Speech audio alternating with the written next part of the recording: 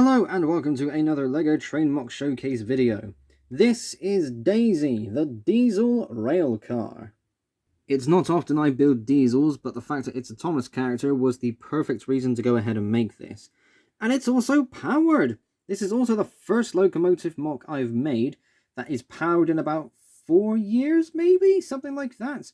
And it's the first MOC that's powered that uses the new power-up system. Yeah, quite a few firsts for me with this model. So this wasn't that complicated to put together. The only real challenge was figuring out how to get those angled windows at the front and the back. Speaking of windows, I elected to have black pieces for the windows because I don't really bother with internal details. And besides, there is a big battery box in this. It's not really pleasing to see a massive battery box through the windows when you're trying to look at a couple of minifigures too. The cab ends for the front and back are basically identical, with the only difference being the motor is at the front, and also at the front is the face representation. For these new Thomas characters, I elected not to try and go for faces. There are a few toys where I can pluck the faces from, and for Annie and Clarabelle and for Daisy, I could print something out and put them on the front piece there, but at the same time, it's just, I feel like it's not really worth it anymore. I like the model as it is. The face is a bonus, but there's a mix of having this being a Thomas character and having this being the actual locomotive. It's a nice blend between the two that I'm liking more and more.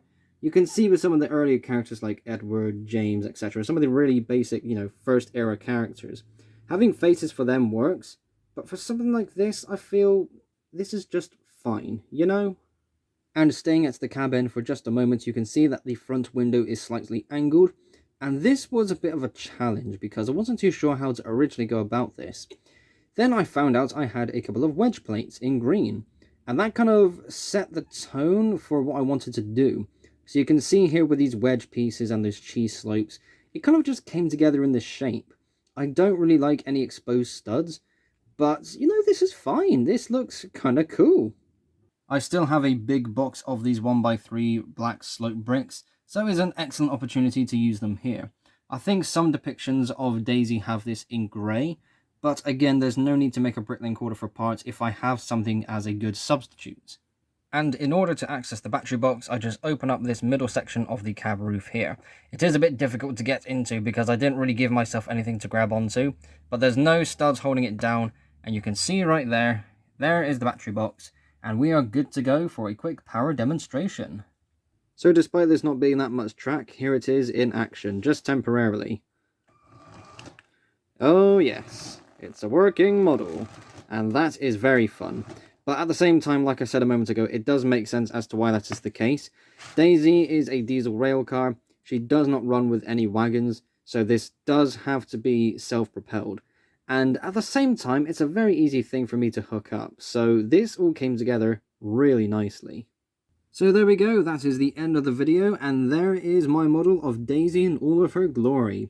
And all of her swerves, I was tempted to put a bit of yellow lining tape on this, but at the same time, I feel like that would be trying too hard, and how it looks now looks much better.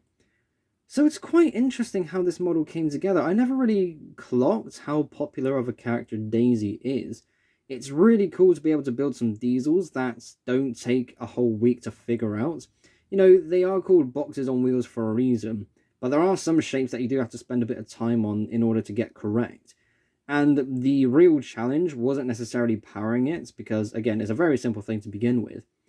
It was more so getting those sloped windows for the cab fronts, and yeah, it all came together just really nicely. I am very happy with this model. So thank you all ever so much for watching. In the description you will find a link to my Discord server where you can chat with like-minded fans of LEGO trains and Nerf blasters. Also down there you will find links to my Instagram and Flickr pages where you can find some sneak peeks and behind the scenes action. Keep an eye out on my community tab for polls and updates. Thank you all ever so much for watching. Be sure to like and subscribe if you haven't already. I will see you all in the next episode. Bye-bye.